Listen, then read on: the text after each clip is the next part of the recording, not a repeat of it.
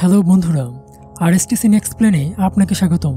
আমরা আজকে যে মুভিটি এক্সপ্লেন করতে চলেছি সেটি 2023 সালে মুক্তিপ্রাপ্ত একটি হরর মুভি যার নাম দ্য ওয়েল।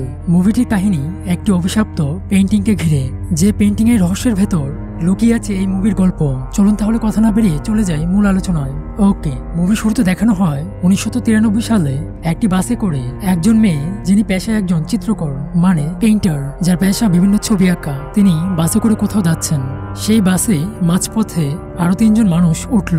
তার মধ্যে 2 জন মেয়ে, একজন ছেলে, যাদের নাম ছিল ট্রেসি, ম্যাডিসন ও টনি। তারা পশু পাখির উপর গবেষণা করতে যাচ্ছে। তখন লিসার সাথে পরিচিত হয়ে জানতে পারলো লিসাও একই জায়গায় যাচ্ছে, যে জায়গার নাম সাম্বুসি। এই সিনে দেখা যায় তারা সাম্বুসিতে পৌঁছে যায়, মানে সেই গ্রামে পৌঁছে যায়, এবং তারা একে অপরের সাথে বিদায় জানানোর পর তারা নিজ নিজ গন্তব্যে চলে যায়।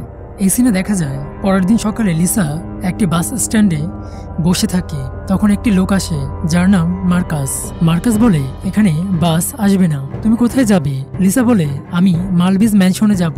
মার্কাস বলে, আমিও ওইদিকে যাচ্ছি, তোমার অসুবিধা না থাকলে আমি তোমাকে নামিয়ে দিতে পারি। তখন লিসা মার্কাসের সাথে চলে যায়। এখানে বলে রাখা ভালো, এই মার্কাস ক্যারেক্টারটা মানে চরিত্রটা খুবই ভয়ঙ্কর, যা গল্পের শেষে দেখানো হবে। লিসা ও মার্কাস হাঁটতে হাঁটতে কথা বলতে বলতে চলে আসে সেই কাঙ্ক্ষিত মালবিজ ম্যানশনে। এটা একটা পুরনো দালান, মানে একটা ভৌতিক বাড়ি। এই বাড়ির কাছে এসে এই যে চলে আসছে তোমার মালবিজ ম্যানশনে। মুভির এই সিনে দেখা যায় লিসা এই বাড়ির ভেতরে ঢুকে বসে থাকে এবং চারপাশে দেখতে থাকে। তখন একজন মহিলা সেখানে আসে এবং বলে, তুমি কি লিসা? আমি মালবিজ, এই বাড়ির মালিক, এটাই আমার বাড়ি, মালবিজ ভিলা। তখন এই মহিলা, যার নাম মালবিজ, সে লিসাকে একটি পেইন্টিং দেখিয়ে দেয় এবং বলে, এটা 15 সালের আর্ট করা পেইন্টিং, এতে আগুন লেগে গিয়েছিল, কিন্তু পেইন্টিংটি পুড়েনি, কিছুটা নষ্ট হয়ে গেছে, এটা তোমাকে নতুন করে রূপ দিতে হবে। তখন লিসা বলে, এতে অনেক কালি জমে গেছে, 2 সপ্তাহে করা সম্ভব হবে না, কম হলেও 1 মাস সময় লাগবে। তখন ওই মহিলা, যার নাম মালবিজ, সে বিরক্ত হয়ে বলে, না, তোমাকে 2 সপ্তাহের মধ্যেই করতে হবে। তখন লিসা বলে, আমি প্রাণপণে চেষ্টা করব কাজটি তাড়াতাড়ি শেষ করার জন্য। ঠিক আছে, তোমার ইচ্ছা, এই বলে চলে যায় এবং লিসা তখন কাজ করা শুরু করে দেয়। লিসা কাজ করার সময় গুনগুন করে গান শুনতে পায়, কেউ মনে হচ্ছে আশেপাশে গান গাইছে। তখন সে সামনে এগোতে থাকে দেখতে যে কে গান গাইছে। তখন সে এই বাড়ির ছাদে গিয়ে দেখে একটি মেয়ে একা দাঁড়িয়ে গান গাইছে। তখন মেয়েটি লিসাকে দেখা মাত্রই পালিয়ে যায়। তখন লিসা কিছুটা চিন্তিত হয়ে পড়ে এবং ভাবতে থাকে মেয়েটি কেন তাকে দেখে দৌড়ে পালালো। মুভির এই সিনে একটি জঙ্গল দেখানো হয়। জঙ্গলে যেখানে আমরা দেখতে পাই টনিকে, সে চারপাশে লাইট, ক্যামেরা, মাইক ফিটিং করে শুয়ে পড়ে। তখন বাইরে কিছু একটা শব্দ পেয়ে টনি দেখতে যায়। ওইদিকে আরেক তাঁবুতে ট্রেসি ও ম্যাডিসন ছিল। শব্দ পেয়ে ম্যাডিসন বাহিরে এসে টনিকে খুঁজতে থাকে। তখন ম্যাডিসন টনির ক্যাপটি খুঁজে পায়, কিন্তু সেই ক্যাপটিতে রক্ত মাখা ছিল। তখন ম্যাডিসন তাড়াতাড়ি করে তাঁবুতে ফিরে এসে ট্রেসিকে বলে, টনি বিপদে আছে, আমাদের পুলিশকে কল দিতে হবে। ঠিক তখনই পেছন থেকে ম্যাডিসনকে কিছু একটা ধরে নিয়ে চলে যায়। এতে ট্রেসি খুব ভয় পায় এবং ভয়ে চিৎকার করতে থাকে। তখন কেউ একজন ট্রেসিকেও আঘাত করে নিয়ে চলে যায়। মুভির এই সিনে দেখানো হয় একটি নোংরা আবর্জনা যুক্ত কারাগার, যেখানে ট্রেসি, ম্যাডিসন ও টনি, এরা 3 জনই রয়েছে। তাদের সাথে আরো একজন লোক রয়েছে। অন্য সিনে লিসাকে দেখানো হয় যে কিনা মনোযোগ সহকারে পেইন্টিং পরিষ্কার করছিল। তখন মালবিজ আসে, এসে বলে, বাহ, তুমি তো প্রথম দিনেই অনেকটা পেইন্টিং পরিষ্কার করে ফেলেছো, আর পেইন্টিং এর রংটাও আগের থেকে অনেক সুন্দর হয়েছে। তখন লিসা মালবিজকে ধন্যবাদ জানায়। মালবিজ লিসাকে তখন ডিনারের আমন্ত্রণ জানায়। এতে লিসাও রাজি হয়ে যায়। এই সিনে দেখা যায় খাবার টেবিলে মালবিজ, লিসা এবং যে মেয়েটি গান গাইছিল সেই মেয়েটিকে দেখানো হয়। এই মেয়েটির নাম জুলিয়া। জুলিয়া মালবিজের মেয়ে। তখন লিসা জুলিয়াকে প্রশ্ন করে, জুলিয়া তুমি কোন ক্লাসে পড়ো? তখন জুলিয়া সেখান থেকে চলে যায়। তখন মালবিজ বলে, জুলিয়া কঠিন রোগে আক্রান্ত, তাই ওর স্কুল যাওয়া বন্ধ করে দিয়েছি। জুলিয়া তার বয়সে কারোর সাথে মেলামেশাও করে না। তখন তারা কথা বলতে বলতে ডিনার শেষ করে ঘুমাতে চলে যায়। এই সিনে দেখা যায় টনি দত্তটিকে গালাগালি করতে থাকে আর দরজা খুলে দেওয়ার জন্য চিৎকার করতে থাকে। তখন দত্তটি রাগান্বিত হয়ে দরজা খুলে টনিকে মারতে শুরু করে। কিছুক্ষণ মারার পর টনিকে এই কারাগারের ভেতর থাকা কুয়ার মধ্যে ফেলে দেয়।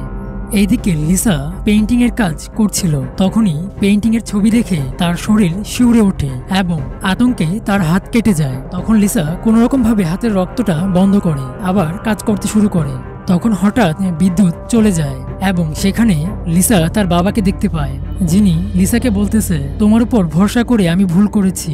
এই বলে লিসার বাবা একটি খুর নিয়ে তার গলা কেটে ফেলে। এই দেখে লিসা পড়ে যায় এবং চারপাশে তাকিয়ে দেখে সেটা তার কল্পনা ছিল। এর পরের সিনে আবারও ওই কারাগার দেখানো হয়, যেখানে আমরা দেখতে পাই আরেকটি ছেলেকে যে কারাগারের ভেতর একটা গোপন ঢাকনা খোলার চেষ্টা করছে। তখন তাকে ম্যাডিসন একটি অস্ত্র দেয় যাতে সে সহজেই সেই ঢাকনাটা খুলতে পারে।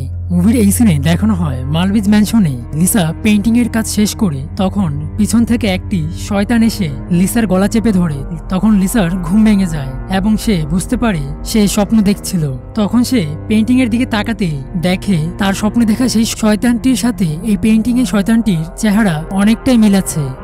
এমন সময় জুলিয়াকে দেখানো হয়, সে লিসাকে বলে, তুমি এখান থেকে চলে যাও, এটি একটি অভিশপ্ত পেইন্টিং, এতে প্রাণ দিও না, এতে একটি শয়তান আছে, তার নাম ডোরকা, সে সব সময় এই ঘরের ভেতরেই থাকে। তখন লিসা বলে, এসব তোমাকে কে বলেছে? তখন জুলিয়া লিসার প্রশ্নের উত্তর না দিয়ে শুধু বলে, তুমি যদি এই পেইন্টিংটি আবার ঠিক করে দাও তাহলে তুমি বাঁচবে না। এই বলে জুলিয়া সেখান থেকে চলে যায়। তখন লিসা খুব চিন্তিত হয়ে পড়ে। মুভির এই সিনে দেখানো হয় লিসা মার্কাসের সাথে দেখা করতে গিয়েছে। মার্কাস লিসাকে ড্রিঙ্ক করতে দেয় এবং বলে, তোমাকে এত চিন্তিত দেখাচ্ছে কেন, কি হয়েছে আমাকে বলো। তখন লিসা তার স্বপ্নের কথা খুলে বলে স্বপ্নে সে কি দেখেছে। তখন মার্কাস বলে, আমার মনে হয় তুমি আজে বাজে চিন্তা বেশি করছো, তাই হয়তো এমন হচ্ছে। তখন লিসা বলে, হয়তোবা এমনটা হতে পারে, কিন্তু আমি এখানে অনেক ভয় পাচ্ছি। মুভির এই সিনে দেখা যায় দৈত্যটি আবার আসে কারাগারে, এসে বন্দি তিনজনের মধ্যে একজনকে মেরে কুয়ার ভেতর ফেলে দেয়। আর ওই কুয়াতে ছিল লিসার স্বপ্নে দেখা শয়তানটা, যেটা প্রতি রাতে একটি করে জ্যান্ত মানুষ খেয়ে ফেলে। এই শয়তানটার নেশাই হলো প্রতি রাতে জ্যান্ত মানুষ খাওয়া। এর পরের সিনে দেখা যায় ওই কারাগারে থাকা তিনজনের মধ্যে একজন ঘরের ভেতর দিয়ে বের হওয়ার জন্য একটি ড্রেনের ম্যানহোলের ঢাকনা কেটে ফেলে। তখন সেই ফাঁক দিয়ে বের হওয়ার চেষ্টা করতেই সেই মানুষ খেকো দৈত্যটি তাকে ধরে ফেলে আর মেরে ওই শয়তানটাকে দিয়ে দেয়। অপরদিকে দেখা যায় লিসা খুব ব্যস্ত পেইন্টিং এর কাজটা শেষ করার জন্য, কারণ মালবিজ বলেছে এই পেইন্টিং এর কাজ 2 সপ্তাহের মধ্যেই শেষ করতে হবে, তাই সে পেইন্টিং এর কাজ নিয়ে মহাব্যস্ত। লিসা যখন আবার পেইন্টিং করছিল ঠিক তখনই জুলিয়েট আসে সেখানে আর বলে, তুমি কেন আমার কথা শুনছো না? তুমি এই নষ্ট পেইন্টিংটা ঠিক করলেই মারা যাবে, কারণ এই পেইন্টিং এর ভেতরে শয়তানের আত্মাটা লুকিয়ে আছে। এই পেইন্টিংটা ঠিক হলেই সে চলে আসবে। তখন লিসা জুলিয়েটের কথা পাত্তা দিচ্ছিল না। তখন জুলিয়েট এই ঘরের ভেতর দিয়ে একটা গোপন রাস্তা দেখিয়ে দেয় আর বলে, তুমি তো আমার কথা বিশ্বাস করছো না, তাহলে তুমি এই রাস্তা দিয়ে যাও, এই রাস্তা দিয়ে গেলেই তুমি সত্য মিথ্যার প্রমাণ খুঁজে পাবে। তখন লিসা আস্তে আস্তে করে খুব সাবধানতার সাথে সেই কারাগারের অন্ধকার রুমের ভেতরে আস্তে আস্তে করে যেতে থাকে এবং তখন অন্ধকার কারাগার ও মানুষ খেকো দৈত্যকে দেখতে পায়। তখন তার বিশ্বাস হয় জুলিয়েট ঠিকই বলেছিল। যখন সে কারাগারের একদম ভেতরে চলে যায় ঠিক তখনই দেখতে পায় দৈত্যটা ট্রেসিকে মেরে কুয়ার ভেতরে ফেলে দিতে চাইছে। ঠিক তখনই লিসা দৈত্যকে মাথায় আঘাত করে ট্রেসিকে নিয়ে সেখান থেকে পালিয়ে যায়। লিসা তো ট্রেসিকে নিয়ে পালিয়ে গেল, কিন্তু তখন ঘটনা ঘটে অন্যরকম, কারণ রোজ রাতে কুয়ার ভেতরে থাকা শয়তানটাকে একটা জ্যান্ত মানুষ না দিলে সে কুয়ার উপরে উঠে পড়ে। কিন্তু আজ তো ট্রেসিকে কুয়ার ভেতরে দেওয়ার কথা ছিল, কিন্তু লিসা এসে তো তাকে বাঁচিয়ে ফেললো। তাই আজ শয়তানটা কোনো মানুষ খেতে না পেয়ে নিজেই কুয়া থেকে উঠে চলে আসলো উপরে। তখন কোনো মানুষ না পেয়ে দৈত্যটাকেই খেয়ে ফেললো শয়তানটা। মুভির এই সিনে দেখা যায় লিসা যখন ট্রেসিকে নিয়ে পালাতে যাচ্ছে ঠিক তখনই মার্কাস এসে পড়েছে। তখন লিসা মার্কাসকে দেখে বলল, মার্কাস আমাদের বাঁচাও। তখন মার্কাস ট্রেসিকে মেরে ফেললো এবং লিসাকে নিয়ে চলে আসলো ওই পেইন্টিং ঘরের দিকে। লিসা ঘরের দিকে এসে দেখলো সব শয়তানের দল এখানে দাঁড়িয়ে আছে আর বলছে, আজ রাত 12টার মধ্যে এই পেইন্টিং জীবিত না করতে পারলে আমরা কেউ বাঁচবো না, তুই এখনই এই পেইন্টিং ঠিক করে দে, নইলে তোকে মেরে ফেলবো। তখন লিসা নিরুপায় হয়ে পেইন্টিং তাড়াহুড়া করে ঠিক করতে লাগলো। ঠিক তখনই জুলিয়েট চলে আসলো আর বলল, তোমরা সরে যাও, আমি এই পেইন্টিং ঠিক করতে দিব না, কেউ সামনে এগিয়ে আসলে আমি আগুন জ্বালিয়ে দিব এই পেইন্টিং এ এবং আগুন জ্বালিয়ে এই পেইন্টিং পুড়ে ফেলবো। জুলিয়েটের এমন করার কারণ হলো তার মা। এই মহিলা মানে মালবিজ মহিলাটি জুলিয়েটকেও মানুষ থেকে শয়তানের আত্মাতে পরিণত করে ফেলেছে। এই কথা কাটাকাটির মাঝখানে ঘড়ির কাঁটা চলে গেছে 12টার দিকে, মানে ঘড়িতে তখন 12টা বেজে গেছে। তখনই মানুষরূপী শয়তানদের ছটপট শুরু হয়ে গেছে। তখন জুলিয়েটের মা মালবিজ ধনুকটা দিয়ে লিসার দিকে তীর ছুঁড়ে মারে। তখন এই ধনুকের তীর লিসার পেটে গিয়ে আঘাত করে এবং লিসা আহত হয়। ঠিক তখনই এই মানুষরূপী শয়তানেরা মাটিতে লুটিয়ে পড়ে, কারণ তাদের আজ রাত 12টার মধ্যে এই পেইন্টিং ঠিক করার কথা ছিল। এই পেইন্টিং ঠিক হলে তারা সারা জীবনের জন্য শয়তানি শক্তি ফিরে পেত, কিন্তু এই পেইন্টিং ঠিক না হওয়ার কারণে তারা আর শয়তানি শক্তি ফিরে পায়নি। তাই তারা একে একে মরে যাচ্ছে। কিছুক্ষণ পর জুলিয়েটকেও দেখা যায় এই শয়তানদের সাথে অদৃশ্য হয়ে হারিয়ে যেতে, কারণ তার মা তাকেও শয়তানি আত্মাতে পরিণত করে ফেলেছিল।